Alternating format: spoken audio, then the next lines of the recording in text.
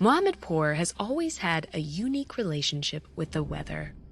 Located at the mouth of the Bay of Bengal, this coastal village was built on top of the Meghna River Delta.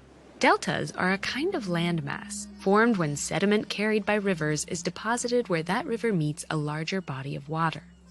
River deltas are incredibly fertile ecosystems capable of supporting abundant agriculture and marine life. However, their borders gradually change as rivers bring more sediment in and storms wash sediment away. The residents of Mohammedpur are well accustomed to managing the ebbs and flows of this ever-shifting landscape.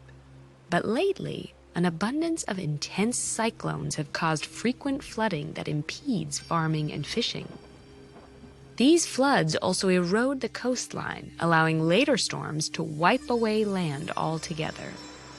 Since 2000, the Meghna River has overtaken the coastline by 2.5 kilometers, forcing many villagers to move inland or to nearby cities. Mohammedpur isn't the only place where erratic weather is impacting people's mobility. Repeated typhoons in the Philippines have displaced thousands from their homes. In Fiji, the government is already moving many coastal villages inland to get ahead of predicted land loss.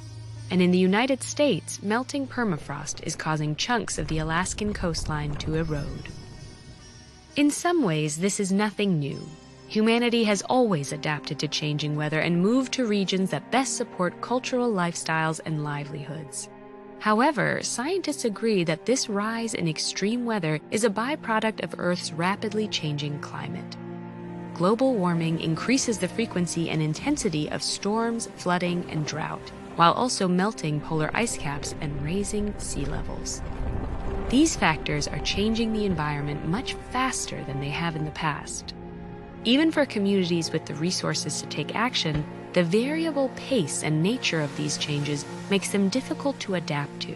And the vulnerable populations most impacted by climate change are often those least responsible. Many facing climate mobility live in farming and fishing communities in countries that generate dramatically fewer emissions than their larger counterparts. Bangladesh is one such country.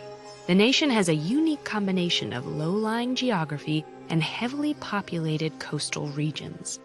Most of these vulnerable coastal families, like those in Mohammedpur, don't want to abandon their homes and livelihoods. And for others, leaving Bangladesh isn't financially practical. So to stay with their communities, many have moved a few meters inland and built more resilient homes on higher ground or elevated stilts. Others have tried to buy land on newly emerging islands in the delta, while some have sent family members to find work in nearby cities. A handful of individuals might even cross international borders if they have family, friends, or work connections on the other side. But many of the residents who've left are eager to return home. Unfortunately, it's unclear when weather extremes will die down, and the government has repeatedly delayed projects to build concrete embankments that would prevent further erosion. In other parts of the world, people couldn't move inland even if they wanted to. The low-lying Pacific island nations of Kiribati and Tuvalu are only 811 square kilometers and 26 square kilometers respectively.